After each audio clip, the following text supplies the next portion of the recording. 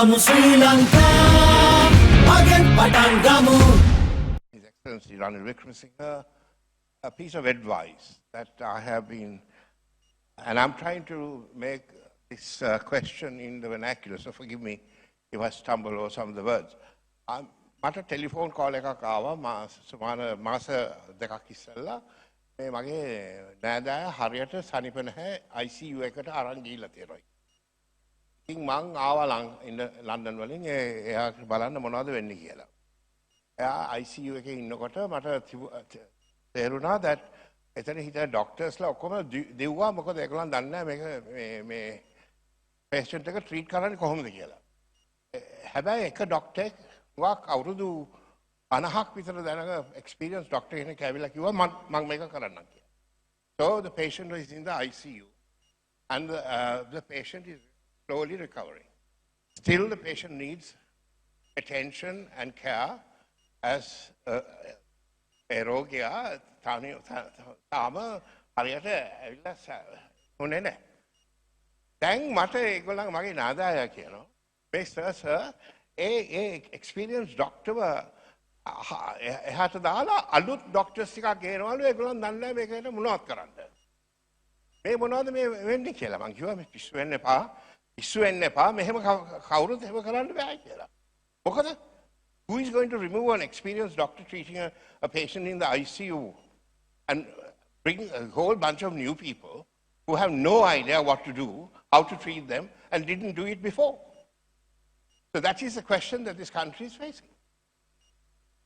Can I ask you, Mr. President, what do I tell my relatives?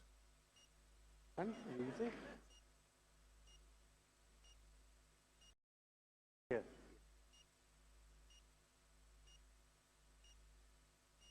So what's the question you're asking about experience? I believe, sir, your question was around experience in the role, knowing what to do.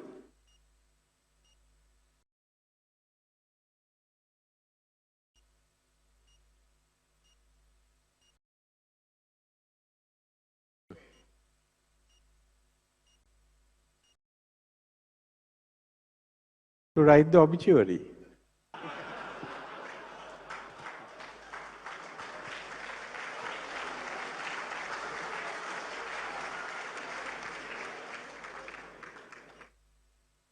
Yes, we are open to take other questions. Just a request also, if you can keep the question short also, so that we can get to as many of those who are waiting to ask His Excellency some questions. I see one in the center here, so if you can get a microphone across to the gentleman in the center.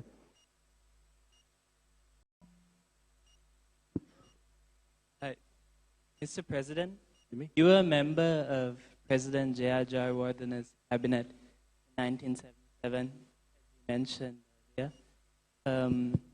And that cabinet was tasked with kickstarting Sri Lankan's economy after the economic downturn that preceded Jayawardana's government between 1970 and 1977. I was wondering how your experience in that cabinet informed your decisions in 2022 when you took up the post of Prime Minister, and how it informed your approach to reviving Sri Lanka's economy in the face of the crisis. Well, being in President Jayawardana's cabinet was certainly an experience. We went through very turbulent times, firstly economic, then political.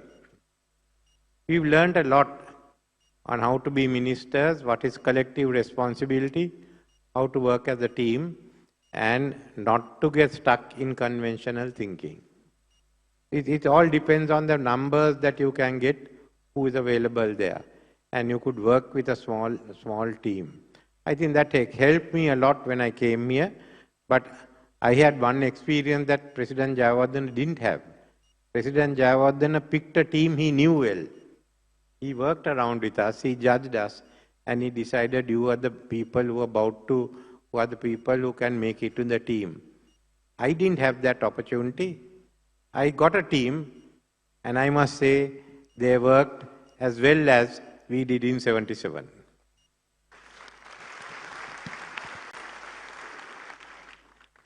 His Thank you, Your Excellency, Excellency. I have a question for you.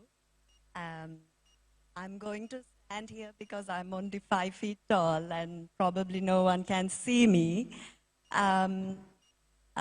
It's an honor, Your Excellency, to finally meet you as a fellow Rotarian of Colombo West. In advance, I apologize, as this is my first political forum. If I make any mistakes in addressing or giving respect, as I'm new to this, but I decided to come for this forum as an ex-banker, an entrepreneur, a mental health coach, and a life coach. As Honorable Minister Kanchana said, a true leader, it's required the courage to be disliked. And I think you have demonstrated that quality very well. Before I ask the question, our moderator asked us to be short and sweet. But please bear with me a little bit because the majority... Madam, if I can ask, because I'm sure there are a few others who are also waiting to ask questions, if you wouldn't mind asking the question from His Excellency, then I'm sure His Excellency also would be quite happy to answer. Yes, sure. So 52% of the population are women.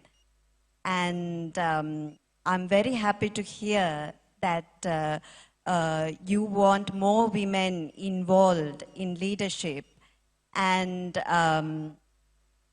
more representation by women.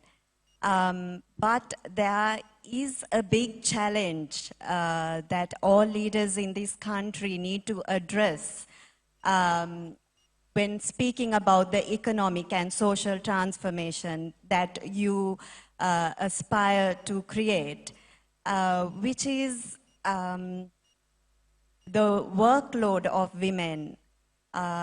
If women, as 52% of the population, are to contribute to this economic crisis, economic war, as you mentioned, sir, we actually need this Empowerment of Women Act very badly because we have to balance our masculine hat and our feminine hat in work and with our loved ones.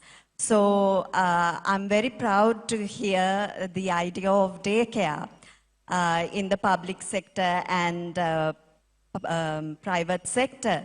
I also urge you to look Madam, into I'm going to have to ask you to Yes. ask the question, please, Yes. so that we can move forward. Thank you. Yes, yes.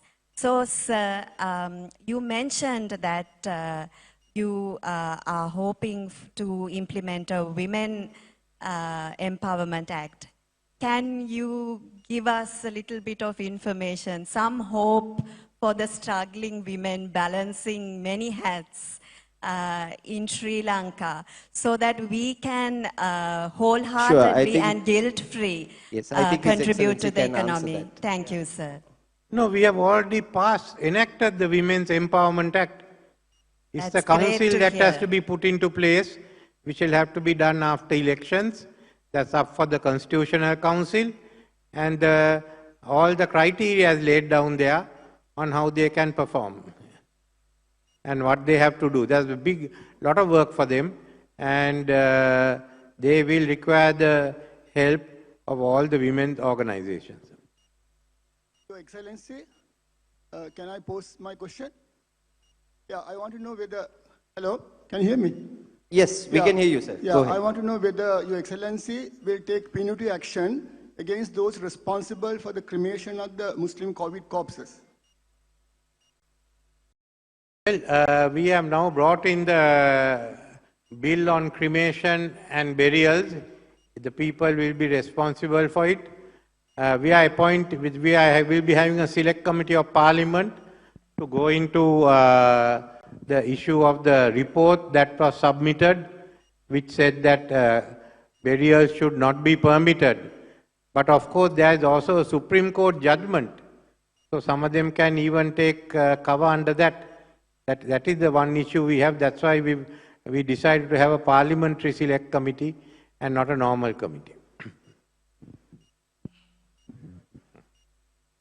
Ladies and gentlemen, once again, before we go into the next question, just a kind request that you keep your question to 30 seconds or less, because I'm sure we have a very large forum here. There are many who are waiting to ask questions, so that we can move along as fast as possible. Thank you. Your Excellency, well, we deal with a lot of investors. I'm a lawyer by profession, but then again, dealing with a lot of investors, one of the main impediments which comes forward is the process of taking approvals.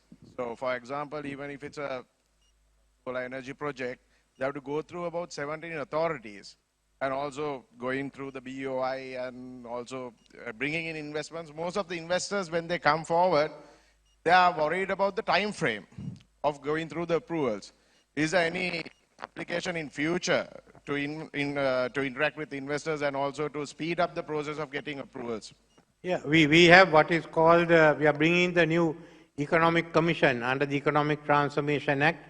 It comes into effect on 1st of January, and there's one single point, and they are empowered to give decisions. Any agency has 2 weeks in which they should reply. It's at the discretion of the commission whether to give them a week more or so, but certainly by within the end of the month, if they haven't replied, you take a decision. If they have replied, you decide the actions you are going to take, and you can overrule it with the permission of the minister.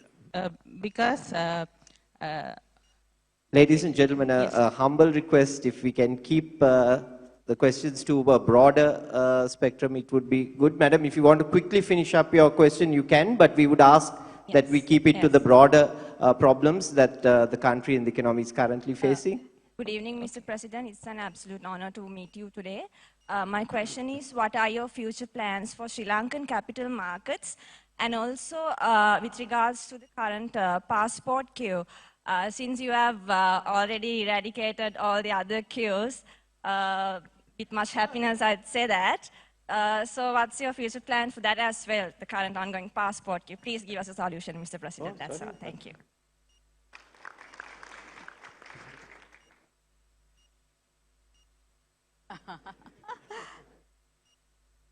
Still one queue remaining, no? Let that queue finish. But why do they want to leave Sri Lanka now? Things are in good shape, no? Absolutely. No, we have to apologize for what has taken place. But you know, we are moving out of the conventional passport into an e-passport. And we don't want to go back on it. In the process of getting the e-passport, there were delays in the procurement system. And as a government, we had to take responsibility for it. But we didn't want to go back into a conventional passport.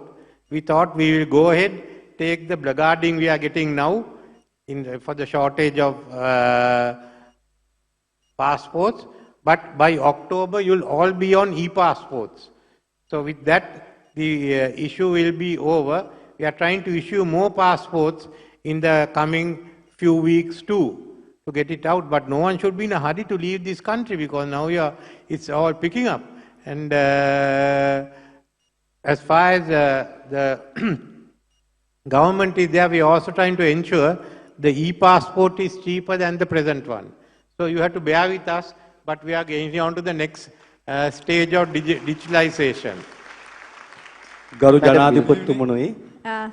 Madam will take your question. Yes. Sorry, sir. 1 second. Madam will take your question and then. Thank you very much, Mr. President. And I should really thank the President for the current situation. We are really not out of the situation, but at least we see the light end of the tunnel. So thank you. But I have really 3 questions. I'll make it quicker. Thank you for giving us I represent the SME as the President of the Small and Medium Entrepreneurs. For the last 3.5 years, we have been fighting for some sort of solution. Of course, there is a temporary solution on the Parata execution, Mr. President, with your new regime coming into power, will you have a permanent solution for this? Because this is really a needed mandate. And the other thing, we always talk, we think of digitalization, we think big of the economy. But the way forward is industrial economy. In doing so, the SMB has to be protected.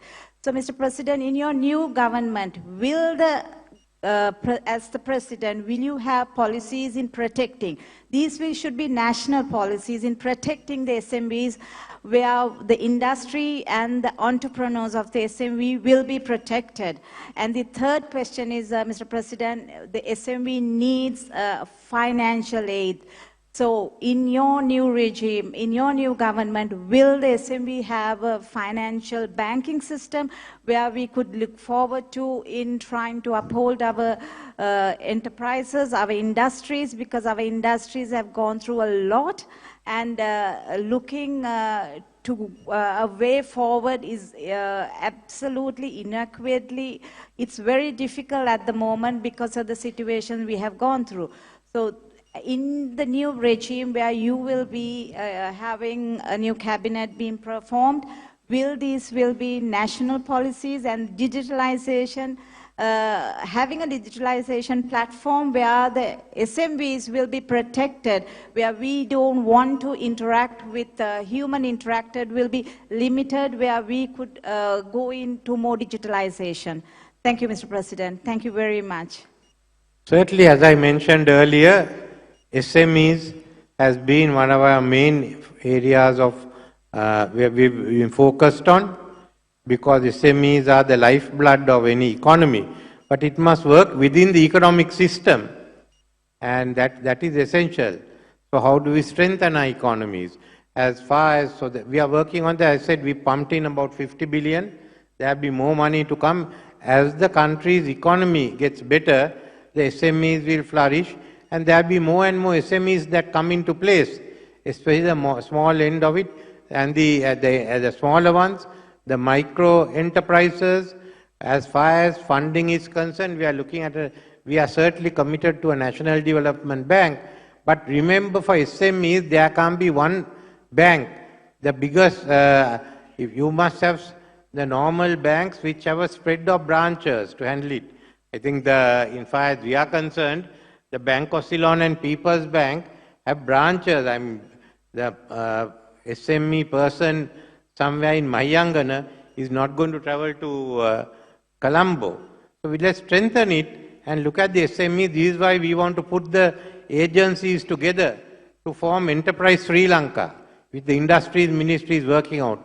IDB, the ITI, or all of them will form the EDB, will form Enterprise Sri Lanka to help our small and medium entrepreneurs.